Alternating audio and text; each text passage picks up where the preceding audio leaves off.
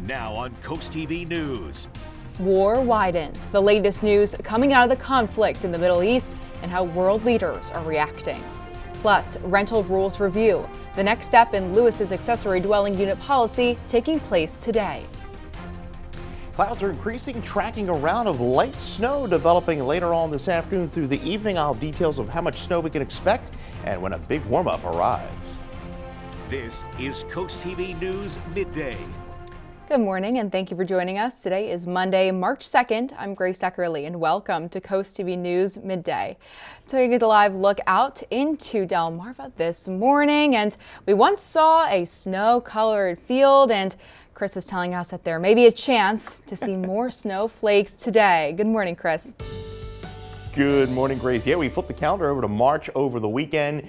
And yes, we're tracking some snow developing later on this afternoon. What you see on the radar here is not reaching the ground. The atmosphere is very dry, but this snow is across portions of West Virginia. You can see some mixed precipitation across Kentucky and portions of Virginia. Now, the clouds have been on the increase through the morning. Cold temperatures out there, 34 degrees, and we're going to be well below our average high of 50 this afternoon. We're at 34 Long Neck, 35 Delmar, 37 in Salisbury. So now as we go through the afternoon, expecting those snow showers to develop after about 4 o'clock along the midshore and then push towards the coast by around 6, 7 o'clock. The snow will be on the light side as we push through the evening and into the overnight. We'll talk about a changeover to rain overnight. I'll have details on how much snow we could expect to see and when the 70-degree temperatures arrive coming up in that full forecast. Thank you, Chris. Now today, discussion on accessory dwelling units or ADUs in Lewis. City officials will hold a public hearing today on the structures. Those are small, separate living spaces built on the same property as single-family homes. The city is considering allowing these units in certain residential zones, and city officials say the goal is to expand long-term rental options while keeping the look and feel of existing neighborhoods intact. The public hearing is set for tonight at 5:30 p.m. Happening tonight in Milton, the town council set to discuss and could vote on a request from Scarlet Oaks Holdings LLC to annex approximately 5 acres between Shingle Point Road and Harbison Road into town limits. Council will also discuss the possible creation of town council districts, and that meeting set for 6:30 p.m. at the Milton Public Library. New this morning, discussions over Delaware's budget will continue as the Joint Finance Committee is set to meet again today. The state officials say that this hearing was set to take place on February 24th, but that was postponed after the blizzard hit us. We previously reported that under Governor Meyer's proposed fiscal 2027 budget, the cigarette tax would jump from $2.10 to $3.60 per pack. The Joint Finance Committee started their meeting just a few hours ago at 9 a.m. And a bill moving through the state Senate would give people conceived with donated sperm or eggs access to their own genetic and medical history. Upon request, non-identifying medical history must be made available to parents at any time. Now, this measure would require clinics to keep donor records. Supporters say that adults would be able to learn identifying information about their donor at age 18. The bill is now awaiting review by the Senate's Health and Social Services Committee. Denmark's 2026 fee season is underway, and the agency says that this year the park system is celebrating its 75th anniversary. However, parking prices are increasing across the board. The annual pass has increased from $35 to $50 for those with a Delaware license. Daily beach fees increasing from $5 to $10 for those with a Delaware license plate, and from $10 to $20 for drivers with out-of-state tags. According to DenRec, these prices will be in effect now through November 3rd. DenRec says that this is the first price increase since 2015. In response to visitor feedback, DenRec is making it easier to pay daily entrance fees this summer. In addition to cash and credit card stations, visitors will be able to use mobile pay through QR codes at certain park locations. DenRec says that it also plans to check that all cars in parking lots have paid the daily fees or have a valid pass. And a waterway improvement project is now complete in Snow Hill. A new bulkhead at Public Landing Wharf will help prevent erosion and reduce future dredging into Chincoteague Bay. The work also protects boat access from the ramp and slips. And this just in the escalating fallout from the U.S. and Israeli airstrikes against Iran. The Iranians are retaliating, hitting Israel and U.S. military bases across the region. And military officials are confirming that there have been American fatalities. Congress returns tomorrow as NBC's Alice Barr shows us how many lawmakers are now calling for a vote to force President Trump to get Congress's approval before any further military action. This morning, the Pentagon confirming 3 U.S. Air Force fighter jets crashed in Kuwait, mistakenly shot down by Kuwaiti air defenses during active combat under Iranian attacks. All 6 American crew members ejected and were recovered safely. It comes amid growing violence in the Middle East, with Israel and Iranian-backed Hezbollah fighters in Lebanon exchanging fire, following this weekend's U.S.-Israeli strikes on Iran. Defense Secretary Pete Hegseth weighing in. This is not a so-called regime change war, but the regime sure did change, and the world is better off for it. Lawmakers return to Washington tomorrow for the classified briefings many are demanding. Combat operations continue at this time in full force. Iran's supreme leader Ayatollah Ali Khamenei was killed in the Saturday strikes, and now 2 sources briefed on the matter tell NBC News the attacks were timed based on intelligence Khamenei would be at a meeting with senior leaders. As Iran strikes back, now 4 American service members are confirmed killed in action. U.S. officials tell NBC News they were part of an army unit based in Kuwait. 4 others were seriously wounded. President Trump mourning the losses while warning. Sadly, there will likely be more. The president told NBC News in a phone interview he decided to act because Iran was unwilling to say they would not have a nuclear weapon following weeks of negotiations. Reaction from Capitol Hill largely split on party lines. I think the president has started a war of choice. The mothership of terrorism is sinking. Across this country, Iranian Americans hoping for freedom while protesters fear a spreading conflict. In Washington, Alice Barr, NBC News. As the Middle East conflict threatens to disrupt the global oil market, OPEC says it will increase oil production. The 8 countries that make up OPEC say that they will boost production by 206,000 barrels per day starting in April. Trade sources say that most tanker owners are suspending their oil shipments through the strait because of the conflict.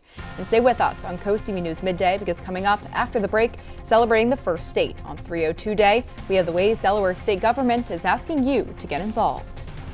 Tracking some snow this evening, not a big storm, more of the nuisance variety, expecting that snow to then change to plain rain overnight into Tuesday, and then some spring-like air by the end of the week. Congratulations to Margaret of Lewis, Delaware on winning an umbrella from CoastTV. We'll track the snow and have details on that spring fever later on in the week. And today is 302 Day, and Delaware Governor Meyer is calling on communities across the state to mark the day with a coordinated day of service. State officials say that this year's event is being organized alongside Delaware 250, commemorating the state's 250th anniversary. According to Meyer, DelDOT will host a statewide litter cleanup in honor of its Adopt a Highway program, and Delaware libraries are encouraging people to sign up for a free library card. Plus, the Delaware Department of Correction is organizing a reentry support service project.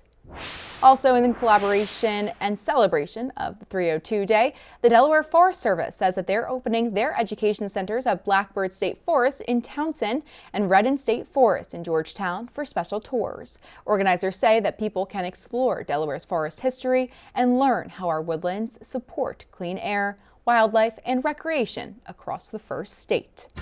And coming up next, Chris Mastrobuono in the First Alert Weather Center. He's got your 302 Day forecast and more coming up after this. Boy, we had a beautiful weekend. Temperature soared to 58. We were in the 60s across portions of the peninsula. Then we turned a little cooler yesterday with the cold front pushing through 50. And now we're stuck back in the 30s and 40s, unfortunately, across the area. But it's a brief shot of cold areas you'll see here shortly. 33 right now in Rehoboth. We continue to see that northeast wind flow coming in off the Atlantic. We're at 35 in Millsboro, 33 Harrington to 36 in Laurel. We continue to see northeast winds anywhere between about 10 to 20 miles an hour as that onshore flow continues along the peninsula. Now, we do have winter weather advisories well west of the peninsula. That's where we expect some minor winter weather conditions as we go into the overnight. Here on Delmarva, no advisories, but we are expecting a round of some light snow. We're beginning to see some moisture work in the upper levels of the atmosphere as the clouds continue to increase. That snow you see over the peninsula not reaching the ground, but we are seeing some snow in the mountains of West Virginia, some mixed precipitation, and then rain to the south of that. This is not a big system. As this area of low pressure continues pushing to the east, we'll see this moisture spread into the area later on this afternoon through the evening. Coating potentially on grassy surfaces primarily. The roads should remain relatively wet through the overnight, expecting an early mix overnight, changing over to rain, and we are going to stay rather unsettled through Thursday with waves of moisture pushing through the area. And yes, a late week spring fever is what we're looking forward to. There you see precipitation chances. Again, it's not going to be raining all of these days, but once we get past the snow, we'll have shower chances Tuesday, Wednesday, and briefly on Thursday. So tracking the snow, pushing into the mid-shore by around 3, 4 o'clock, and then pushing along the coast by around 6, 7 o'clock as that snow will continue on and off through the evening. But you see by 11 o'clock, warmer air filtering in off the ocean, changing precipitation to a brief period of sleet and then rain. And then we see the rain showers, at least with us through the start of the day tomorrow. So not expecting any slick conditions by tomorrow morning. We're going to be above freezing, just a rather damp start to the day. And by the afternoon, we're pushing it in near 50 with on and off shower and drizzle. So there you see snow chances of coating. Maybe we squeeze out an inch along the mid-shore. Again, that's going to be primarily on grass and elevated surfaces. By the time we get to Tuesday afternoon, few spotty showers. I think we're mostly dry, and then another wave of moisture pushes north of the peninsula, but we see showers spreading into the area Tuesday night into Wednesday morning. And then I think most of Wednesday afternoon is dry ahead of another wave of shower activity that rolls in Thursday. But the southwest flow is going to really kick in Thursday, Friday, and then by the weekend. This is more of a setup we see in the summertime where we see the high setup over Bermuda. We see temperatures surge 15 to 25 above normal. And yes, that we're looking at 60s and 70s and on and off showers Thursday. I think better chance in the morning. And then that warmth really surges in over the weekend. We're at 35 today with the light snow this evening, 31 after midnight, and then temperatures are going to slowly rise as that moisture then transitions to rain. On and off showers 51. It's just a cloudy, damp day. I do think we'll see some breaks in the clouds Wednesday 62, 70 into Thursday, and then look at the weekend, 75 into Saturday under partly cloudy skies. Grace. Thank you, Chris. And coming up tonight on DSN, your game of the night live at 7 p.m. UMES takes on NCCU in men's basketball and catch the final score at 10:30. And here's what you look forward to this afternoon on Coast Life at 4 p.m. Hope you're having a good Monday so far here along coastal Delmarva. And if you join us today at 4 o'clock for Coast Life, here's what's coming your way. We know that golf is a popular pastime here along Delmarva's coast, and there's an opportunity to get some kids involved with this hobby. We're also going to be shadowing a local photographer to catch some sunrises and to see some of Delmarva's fabulous wildlife. All of that and more is coming your way today at 4 on Coast Life. Terrace Village has been approved to participate in Do More 24. That's a 24-hour fundraising event for Delaware nonprofits. It runs from 6 to 6, March 5th to the 6th, and Lewis-based nonprofits have set a $20,000 goal to help cover some of the operating costs until November. This includes utilities, maintenance, safety, and resident support. And Terrace organizers say that the campaign is aimed at boosting donor engagement while providing shelter, stability, and dignity for those facing homelessness. Last month, we reported that the Sussex County Planning and Zoning Commission unanimously approved year-round storage for Terrace Village that will allow items like tent platforms to remain on site throughout the winter instead of having it removed each year. And up next, Housing Help Ahead, how Georgetown officials, they're continuing their push for help for those facing homelessness. Stay with us on Coast TV News Midday. Happening today, the push for affordable housing and help for those facing homelessness is continuing in Georgetown. Its Supportive Housing Committee hears from multiple organizations that will offer resources for those facing homelessness or affordability issues. According to today's agenda, organizations such as Everlasting Hope Ministries, the Shepherd's Office, and The Way Home are all expected to present. Clouds are beginning to roll in Laurel. Temperature there at 36 degrees. Expecting some light snow to break out after about 3-4 o'clock this afternoon and then persist through the evening. You can always call our Coast TV First Alert weather phone for your latest forecast. I'll have your 10-day up next. Well, we actually have a total lunar eclipse that's going to be occurring tomorrow morning right around sunrise. We expect a max totality right at 6:33, and you're actually going to be able to see the sun and the eclipsed moon simultaneously on the horizon. Only one big issue. Weather's not going to be cooperating as we go into tomorrow morning. We're expecting showers overnight in through daybreak and a lot of cloud cover. So not expecting really good conditions to see this eclipse. And if we do get a chance, the moon, the eclipse will appear to be very reddish and orange tinge on the horizon. Now you have to wait until December 31st, 2028 is when the next total lunar eclipse is. New Year's Eve there. 62 on your Wednesday, so we'll stay unsettled with shower chances at least through Thursday, and then we dry things out, and then the warm up is on. Look at those temperatures by the weekend. Very nice weekend shaping up across Delmarva. The only downside is we lose an hour of sleep Saturday into Sunday, and then we still stay well above average into the early part of next week. Grace. Chris, high in the mid-70s. Who cares about that hour of sleep anyways? Well, thank you, and thank you at home for joining us for Coast TV News Midday. If you'd like more local news and weather, you can download our Coast TV News app, and don't forget to join us back here for Coast TV News at 5 later this afternoon.